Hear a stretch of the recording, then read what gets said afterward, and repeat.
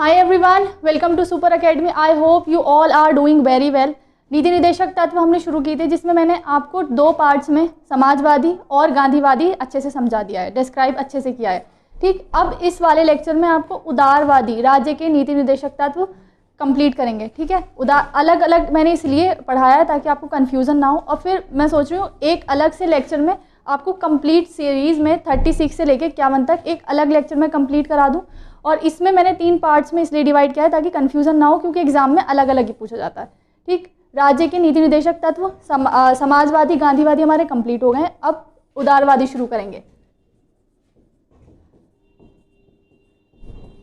उदारवाद पहले मैंने आपको बताया एक आइडियोलॉजी है जिसमें राज्य का नियंत्रण कम होता है, नहीं ना के बराबर होता है। ठीक, उदारवादी एक आइडियोलॉजी है। अगर हम इस में उदारवाद को देखें तो इसका मतलब है जहाँ नियमों में शिथिलता होती है, जहाँ राज्य का नियंत्रण कम होगा वहाँ उदारवादी।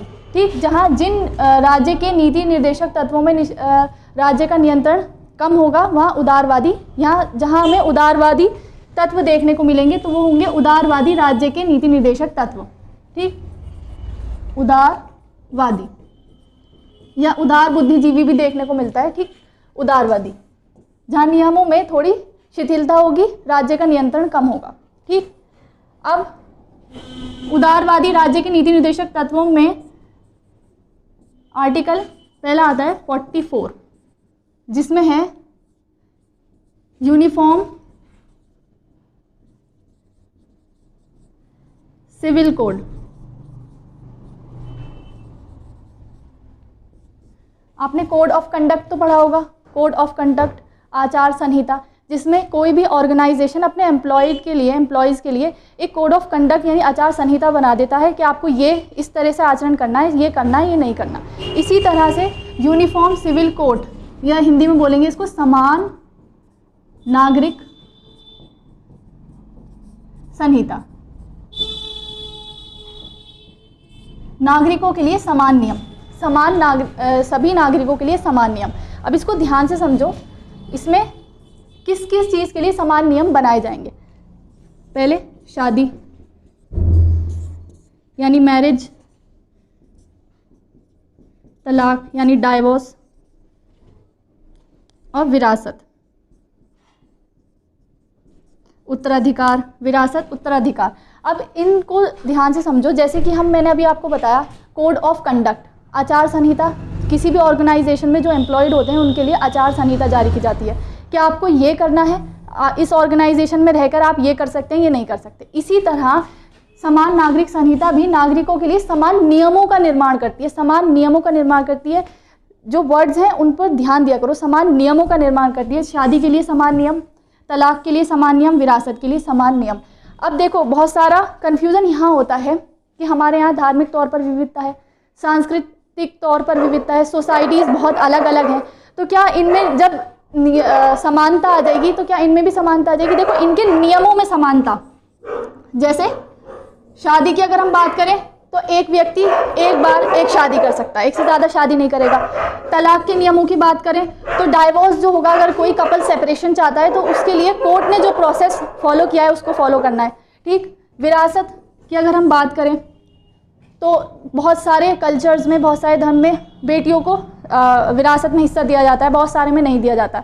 लेकिन अगर समान नागरिक संहिता लागू होती है तो इन सब के नियमों में समानता आएगी। जैसे अगर समानता की हम बात करें, एक व्यक्ति एक शादी कर सकता है, ये मैं एग्जाम्पल दे रही हूँ आपको, एग्जाम्पल। ठीक, तलाक के लिए, डाइवोर्स के लिए सभी धर्मों में, सभी कल्चर्स में समान प्रोसेस फॉलो किया जाएगा। जो एक धर्म में फॉलो किया जाता है एक कल्चर में फॉलो किया जाएगा, सभी उसमें कल्चर में सभी नियम समान फॉलो किए जाएंगे। विरासत में अगर किसी धर्म में, किसी संस्कृति में बेटियों को हिस्सा नहीं दिया जाता और ये लागू हो जाती है तो सभी, कोई भी धर्म हो, कोई कल्चर हो, सब में दिया जाएगा। अब देखो ध्यान से, यहाँ रीतियों में समानता की बात नहीं है, रीतियों में, संस्कृति में समानता की बात नहीं है। जैसे थोड़ा ध्यान से समझो, नियमों में समानता है, रीतियों में, संस्कृति में समानता नहीं है। हमें अधिकार मिला हुआ है, ठीक, आर्टिकल 29 के तहत। ठीक, सांस्कृतिक अधिकार, हमारा फंडामेंटल राइट है कि हम अपनी संस्कृति का संरक्षण कर सकते हैं। तो यहाँ रीतियों और संस्कृति में विविधता वही बनी रहेगी। अगर कोई आदमी या कोई भी व्यक्ति, ठीक, जिस भी रीति से शादी करना चाहे, जिस भी कल्चर के हिसाब से शादी करना चाहे, किसी भी सोसाइटी के हिसाब से शादी करना चाहे, वो कर सकता है। रीतियों में समानता नहीं है, नियमों में समानता है। तो ये ध्यान रखना है, यूनिवर्सल सिविल कोड नियमों में समानता, इन तीनों के नियमों में समानता की बात करता है। कल्चर या आपकी रीतियों में विविधता, सांस्कृतिक विविधता, वो ऐसे के ऐसे ही बनी रहती है। समझ आया? नियमों में समानता लाई जाएगी, रीतियों या संस्कृति में समानता की बात नहीं है। इसी को बोलते हैं समान नागरिक संहिता। फिलहाल गोवा में लागू है और कहीं लागू नहीं है, ठीक है। यूनिफॉर्म सिविल कोड, ये एक उदारवादी राज्य का नीति निर्देशक तत्व है। उदारवादी राज्य का नीति निर्देशक तत्व है किसमें है? आर्टिकल 44 में। समझ आया? समान नागरिक संहिता किसे कहते हैं? जहां नियमों में समानता लाई जाएगी। किन के नियमों में? इन 3 के नियमों में समानता लाई जाएगी। रीति और सांस्कृतिक विविधता ऐसी बनी रहेगी क्योंकि हमारा फंडामेंटल राइट है, ठीक। इतना बात समझ आई? नेक्स्ट है हमारा, ये नोट्स बना लिया करो, थोड़ा मैस हो जाता है लेकिन नोट्स बना लिया करो। नेक्स्ट है हमारा आर्टिकल 45। आर्टिकल 45 ये भी उदारवादी राज्य का नीति निर्देशक तत्व है। इसमें कहा गया है 0 से 6 साल के बच्चे के लिए स्वास्थ्य, निःशुल्क स्वास्थ्य सेवा राज्य देगा, ठीक है। स्वास्थ्य सेवा, ठीक, निःशुल्क स्वास्थ्य सेवा 0 से लेके 6 साल के बच्चे के लिए और 6 से 14 साल के बच्चों के लिए निःशुल्क शिक्षा की व्यवस्था। निःशुल्क शिक्षा की व्यवस्था किसका कर्तव्य है? राज्य का कर्तव्य होगा। निःशुल्क शिक्षा 6 से 14 साल के बच्चों के लिए निःशुल्क शिक्षा का कर्तव्य किसका होगा? राज्य का। और इसी तरह राज्य 0 से 6 साल के बच्चे के लिए स्वास्थ्य का ध्यान रखेगा। अब इसके एग्जाम्पल देखो, जैसे इंटीग्रेटेड चाइल्ड डेवलपमेंट स्कीम, समेकित बाल विकास योजना या एकीकृत बाल विकास योजना राज्य द्वारा चलाई जा रही है, यानी सरकार चलाती है। इसमें क्या है? 0 से 6 साल के बच्चे के लिए स्वास्थ्य पोषण की व्यवस्था सरकार द्वारा की जाती है, उसकी शिक्षा की व्यवस्था की जाती है और प्रेग्नेंट वुमेन और लैक्टिक वुमेन को भी इसमें शामिल किया गया है। तो ये एग्जाम्पल है किसका? और शिक्षा के लिए निःशुल्क शिक्षा की व्यवस्था तो सरकार की तरफ से है ही। कितने सारे गवर्नमेंट स्कूल्स कॉलेजेस हैं जिसमें बच्चों को शिक्षा दी जाती है। और इसके बाद इसके साथ भी 46वें संविधान संशोधन द्वारा आर्टिकल 21 के कै में हमारा मौलिक अधिकार बना दिया गया है, फंडामेंटल राइट है, राइट टू एजुकेशन, ठीक है। तो ये समझ में आया? इंटीग्रेटेड, ये एग्जाम्पल है इसका, ठीक है।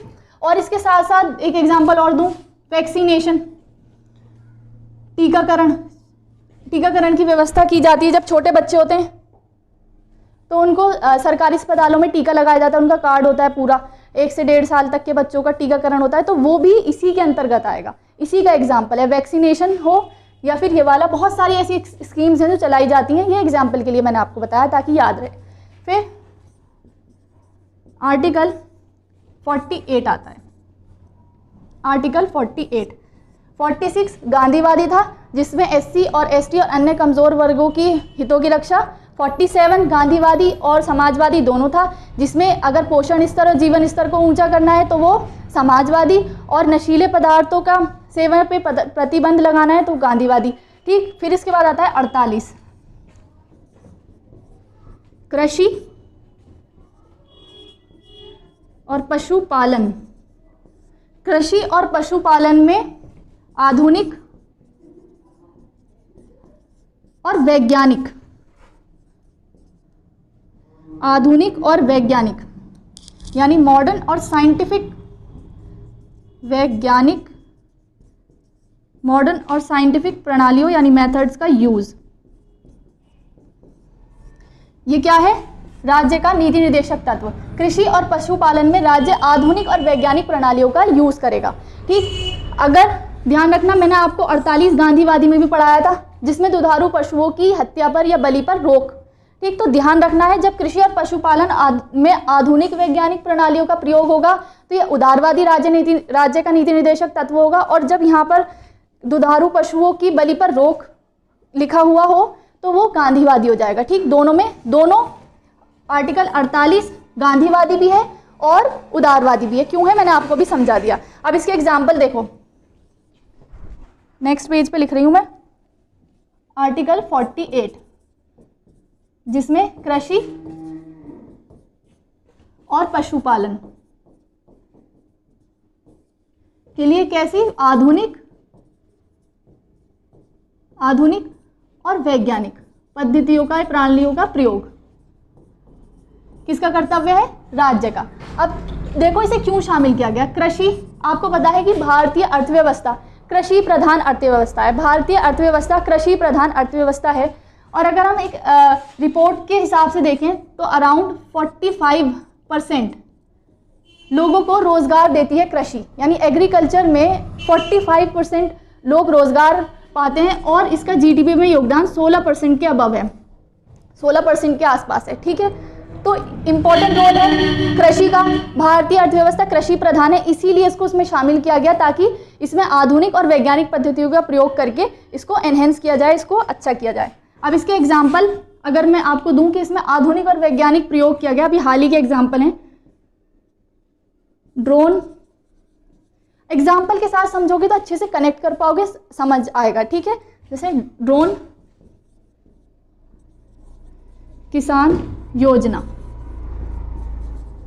ड्रोन किसान योजना जिसमें ड्रोन के द्वारा खेती को प्रमोट किया गया। ड्रोन खेत को अच्छे से एनालाइज करेगा, कहाँ पानी है, कहाँ फर्टिलाइजर का यूज़ ज़्यादा हो गया है, कम हो गया, पेस्टिसाइड्स की कमी कहाँ है, कहाँ नहीं है, उसको अच्छे से एनालाइज करेगा, डेटा देगा ताकि गवर्नमेंट के पास भी एक अच्छा डेटा पहुँचे, जिससे वो नीतियों को और अच्छे से बनाए और किसानों को भी इसका लाभ हो, उनकी फसल अच्छी हो जाए। ठीक, आधुनिक पद्धति है, वैज्ञानिक पद्धति है ड्रोन। ऐसी ड्रोन किसान योजना, हर खेत पानी, ठीक है, ये भी ताकि इरिगेशन अच्छे से जाए, साइंटिफिक तरीके से जाए, ये भी इसका एक एग्जाम्पल है। या अब हम देखेंगे nano urea, PM Modi nano urea को प्रमोट कर रहे हैं। नैनो यूरिया फर्टिलाइजर है, ठीक, फर्टिलाइजर है, क्या वैज्ञानिक है, आधुनिक है, इससे किसानों की क्रॉप जो है वो और एनहेंस होगी, फसल में बढ़ोतरी होगी। तो ये सब किसके एग्जाम्पल है? राज्य के नीति निर्देशक तत्व है और कृषि और पशुपालन में वैज्ञानिक पद्धति का प्रयोग। ये तो हाल के एग्जाम्पल हो गए। अगर मैं आपको पुराना एग्जाम्पल दूं 1960s का, 1960s में हरित क्रांति या ग्रीन रिवॉल्यूशन, हरित क्रांति हुई थी। हरित क्रांति जिसके जनक कौन थे? एमएस स्वामीनाथन, जिन्होंने हाई वैरायटी यील्ड को प्रमोट किया था, जिससे भारत खाद्य में आत्मनिर्भर बना। तो ये सब किसके तहत हुआ? राज्य के नीति निर्देशक तत्व के तहत, जो किसमें है? आर्टिकल 48 में है, जिसमें कृषि और पशुपालन को प्रमोट किया गया है। किसके द्वारा? आधुनिक पद्धति और वैज्ञानिक पद्धति के द्वारा। ठीक है, ध्यान रखना है। ये इसके एग्जाम्पल है, ये पुराना है लेकिन बहुत इंपॉर्टेंट है। इसके द्वारा भारत खाद्य में आत्मनिर्भर बना। इससे पहले हम अमेरिका पर निर्भर थे। ठीक, खाद्य में आत्मनिर्भर बना और हाल के एग्जाम्पल मैंने आपको ये दिए, आर्टिकल 48। अब नेक्स्ट है आर्टिकल 49। आर्टिकल 49 राष्ट्रीय महत्व के स्मारकों का संरक्षण। राष्ट्रीय महत्व के स्मारकों का संरक्षण। राष्ट्रीय महत्व के स्मारकों का या मॉन्यूमेंट का संरक्षण। देखो ये सबसे ज़्यादा इम्पॉर्टेंट है। अब इसकी इम्पोर्टेंस को मैं आपको समझाऊं तो देखो, जब आपके पास कोई ऐसी हेरिटेज या विरासत होती है तो इसके कई सारे फ़ायदे होते हैं, जिसमें एक है पर्यटन को बढ़ावा मिलता है। ठीक, पर्यटन यानी कि आपका टूरिज्म, और किसी भी इकोनॉमी में टूरिज्म का बहुत अच्छा एक पार्ट होता है, बहुत अच्छा एक रोल होता है। जैसे मैं आपको एग्जांपल दूं, मालदीव्स की पूरी इकोनॉमी टूरिज्म पे टिकी हुई है। जब कोरोना की वजह से टूरिज्म थोड़ा नीचे डाउन चला गया था तो उसकी पूरी इकोनॉमी चरमरा गई थी। तो टूरिज्म बहुत इकोनॉमी में बहुत इंपॉर्टेंट रोल प्ले करता है। क्यों? क्योंकि जब कोई टूरिस्ट, बाहर का फॉरेन टूरिस्ट इंडिया में आता है तो वो हमारा जो फॉरेन करेंसी है वो इंडिया में आती है। इससे भारत का फॉरेक्स रिजर्व मजबूत होता है, क्योंकि ट्रेड होता है वो डॉलर में होता है, रुपए में तो होता नहीं है। तो डॉलर कहाँ से आते हैं हमारे पास? जब बाहर से कोई इंडिया में आएगा वो डॉलर में पे करेगा तो हमारा फॉरेक्स रिजर्व वो मजबूत होगा। ठीक, इसी तरह तो किसको ये किसकी ये एडिशनल है, किस चीज़ के लिए इम्पोर्टेंट है? पर्यटन, टूरिज्म। जब हमारे स्मारक, जैसे ताजमहल को कितने सारे लोग देखने आते हैं, बहुत सारे ऐसे हमारे स्मारक हैं, बहुत सारे हिंदू मंदिर हैं, बहुत सारे ऐसे हैं जहाँ पे लोग देखने के लिए उनको आते हैं। तो ये पर्यटन को मजबूत करता है। और इसके साथ साथ ये इंडिया की सॉफ्ट पावर को बढ़ाता है। सॉफ्ट पावर, एक तो हार्ड पावर होती है जैसे मिलिट्री पावर अमेरिका की है ना, सॉफ्ट पावर इस तरह की पावर होती है जिसमें आप अपने कल्चर को प्रमोट करते हैं, अपने कल्चर द्वारा, अपनी शिक्षा द्वारा, अपने सोच के द्वारा दूसरे को प्रभावित करते हैं। तो हमारे जो स्मारकों का संरक्षण है, हमारी संस्कृति हमारी सॉफ्ट पावर को बढ़ावा देती है। तो इसीलिए भी ये इंपॉर्टेंट है, पर्यटन को बढ़ावा देता है, सॉफ्ट पावर को बढ़ावा देता है। और इसके साथ साथ जो हमारे रिलेशन है, इंटरनेशनल रिलेशन है, उसको भी ये प्रमोट करता है। इंटरनेशनल रिलेशन को कैसे प्रमोट करता है? इंटरनेशनल रिलेशंस को कैसे प्रमोट करता है? अभी एग्जांपल देखो, अभी हाल ही में थोड़ा जून में मंगोलिया में एक पर्व होता है जिसे बुद्ध पूर्णिमा कहते हैं, मंगोलिया में मनाया जाता है। तो वहाँ पर बुद्ध की प्रतिमाएं और बहुत सारी चीज़ें वहाँ पर लगाई जाती हैं। तो वहाँ पर अपनी बुद्ध पूर्णिमा को मनाने के लिए, त्यौहार को मनाने के लिए उन्होंने इंडिया से जो बुद्ध के पवित्र अवशेष थे वो मंगाए। मतलब इंडिया से बुद्ध के पवित्र अवशेष जो हमने संरक्षित किए हुए थे वो गए मंगोलिया। तो इससे क्या हुआ, मंगोलिया और इंडिया के रिलेशंस मजबूत हुए, अच्छे हुए। तो क्या हमारे जो स्मारक हैं उनका संरक्षण करना हमारे इंटरनेशनल रिलेशंस को भी अच्छा करता है। तो इसीलिए इम्पॉर्टेंट है, इसीलिए इसको राज्य के नीति निर्देशक तत्व में शामिल किया गया है। ठीक है, और इससे हमें अभी अपने प्राचीन काल को जानने का मौका मिलता है, अपने इतिहास को जानने का मौका मिलता है। ठीक है, तो इसके कई सारे फायदे मैंने आपको बताए। और आर्टिकल 49 क्या कहता है? राष्ट्रीय स्मारकों के महत्व का संरक्षण। नेक्स्ट है आर्टिकल 50। आर्टिकल 50 न्यायपालिका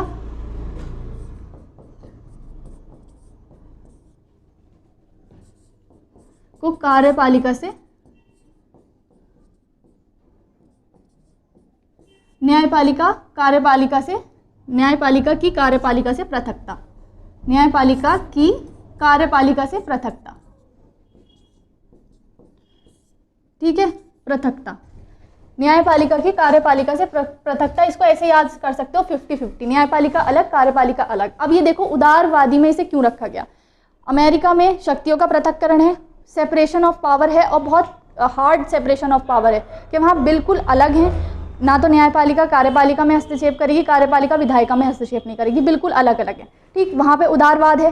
तो यहाँ पर इसलिए ध्यान रखना है कि उदारवादी में इसलिए रखा गया है क्योंकि यहाँ सेपरेशन ऑफ पावर है। बल्कि हमारे यहाँ पूर्णतया पृथकता नहीं है, लेकिन फिर भी सेपरेशन ऑफ पावर है, इसीलिए इसको इसमें रखा गया है 50, यानी 50-50, न्यायपालिका अलग, कार्यपालिका अलग। ठीक, आर्टिकल 50 समझ में आया? आर्टिकल 51 कहता है अंतर्राष्ट्रीय शांति। अंतर्राष्ट्रीय शांति, भारत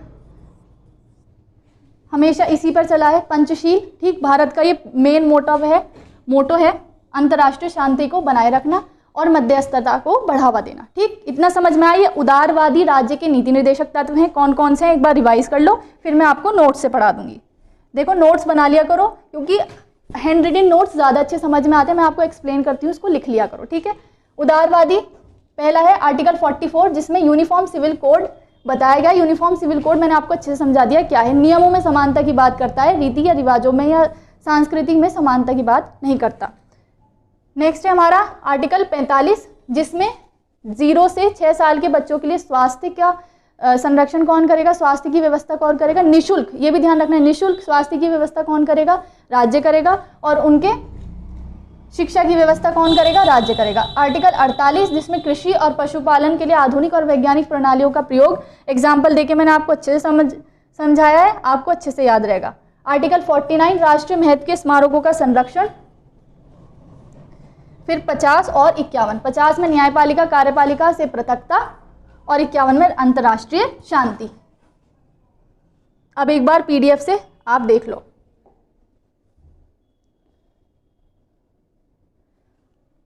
अच्छा, एक आर्टिकल 48 का क्या रह गया, उसको यहाँ नोट करो। आर्टिकल 48 कृषि और पशुपालन है। 48 का क्या, इसे बाद में जोड़ा गया। इसमें पर्यावरण, ये बात करता है पर्यावरण,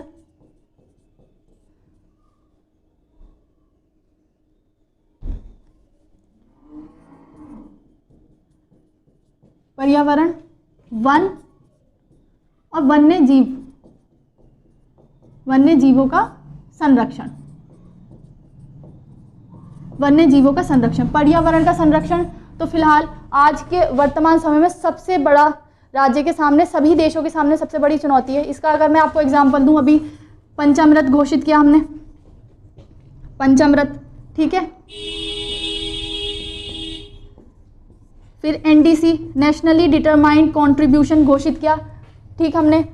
फिर बहुत सारी योजनाएं हैं, इसके ऊपर तो बहुत सारे सभी देश काम कर रहे हैं और भारत सबसे आगे है, भारत लीड कर रहा है इसमें, पर्यावरण के संरक्षण में भारत लीड कर रहा है। भारत ने सबसे अच्छा काम किया है पर्यावरण के संरक्षण में, जैसे कि एथेनॉल 20,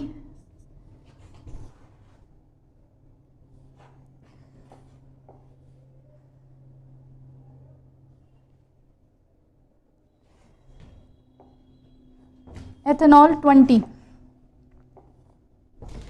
एथेनॉल 20 में पेट्रोल और डीजल में एथेनॉल को 20% मिलाना, ताकि कार्बन एमिशन कम हो, कार्बन और ग्रीन हाउस गैसेस को कम कंट्रोल किया जा सके, कार्बन एमिशन को कंट्रोल किया जा सके, ठीक। पर्यावरण के संरक्षण में हमने बहुत सारे काम किए, ठीक। पंचामृत, एनडीसीज, ठीक। और COP27 अभी शर्म एल शेख मिस्र में संपन्न हुआ, जिसमें सभी देशों ने भाग लिया, ठीक।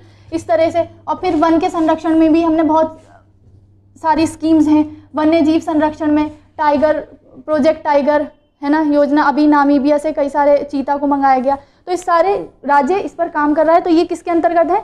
48 का, 48 क्या या 48A, 48A, ठीक। आर्टिकल 48A में क्या है? पर्यावरण, वन और वन्य जीव का संरक्षण। पर्यावरण, वन और वन्य जीव का संरक्षण ये उदारवादी राज्य का नीति निर्देशक तत्व है। सारे कंप्लीट हो गए। अब मैं आपको PDF से बता रही हूँ। उदार बौद्धिक सिद्धांत, इस श्रेणी में उन सिद्धांतों को शामिल किया है जो उदारवादिता की विचारधारा पर संबंधित है या आधारित हैं, ठीक है। ये राज्य को निर्देश देते हैं। पहला है आर्टिकल 44, भारत के समस्त राज्य क्षेत्र में नागरिकों के लिए एक समान नागरिक सिविल संहिता, समान नागरिक संहिता, ठीक है। सभी बालकों को 14 वर्ष की आयु पूरे करने तक निःशुल्क और अनिवार्य शिक्षा। आर्टिकल 45 कृषि और पशुपालन को आधुनिक और वैज्ञानिक प्रणालियों से करना। 48 गांधीवादी भी है, जिसमें